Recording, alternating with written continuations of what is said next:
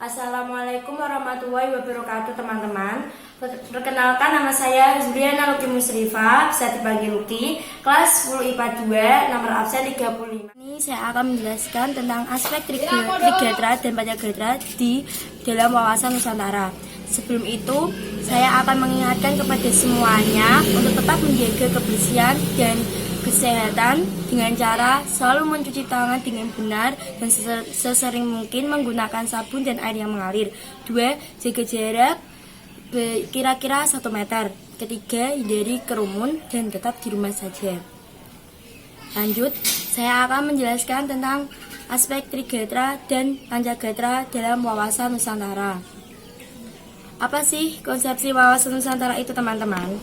Konsepsi wawasan Nusantara merupakan suatu konsep di dalam era pandang dan pengaturan yang mencakup segenap kehidupan bangsa yang dinamakan astagotra, yang meliputi aspek alamiah atau trigonometri dan aspek sosial atau pancagotra. Trigonometri meliputi posisi dan lokasi geografis negara, keadaan dan kekayaan alam, dan keadaan dan kemampuan penduduk. Pancagotra merupakan aspek sosial kemasyarakatan yang terdiri atas ideologi, politik, ekonomi, sosial budaya, dan pertahanan keamanan, bisa disingkat dengan Polesbudankam. 1. Aspek-aspek trigonometri. Berikut dipaparkan tentang aspek-aspek trigonometri.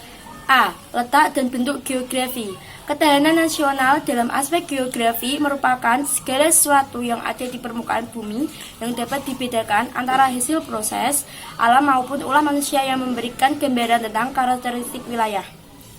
Adapun karakteristik wilayah dibagi menjadi 2, yaitu bentuk ke dalam dan bentuk keluar. Bentuk ke dalam memiliki pengertian menampakkan corak, wujud, isi, dan tata susunan wilayah negara. Adapun bentuk keluar memiliki pengertian kita dapat mengetahui situasi dan kondisi lingkungan. B. Keadaan dan kemampuan penduduk. Apa sih pengertian penduduk itu, teman-teman? Penduduk adalah manusia yang mendiami suatu wilayah negara. C.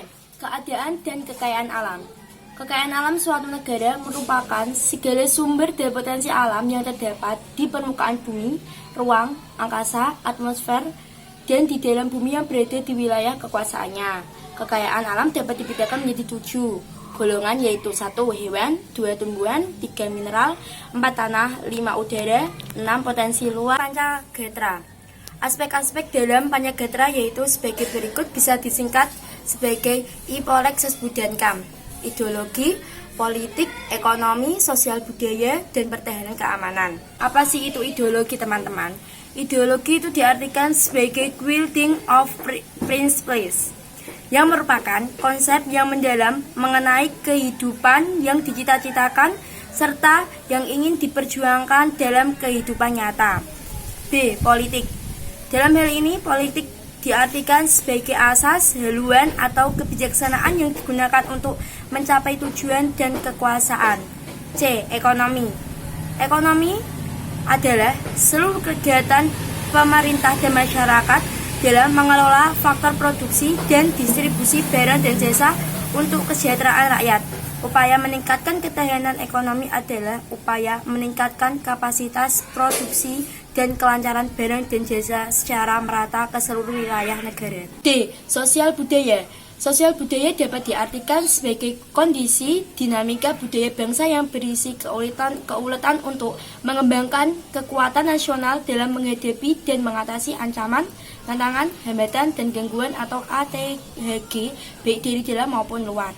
E. Pertahanan dan keamanan.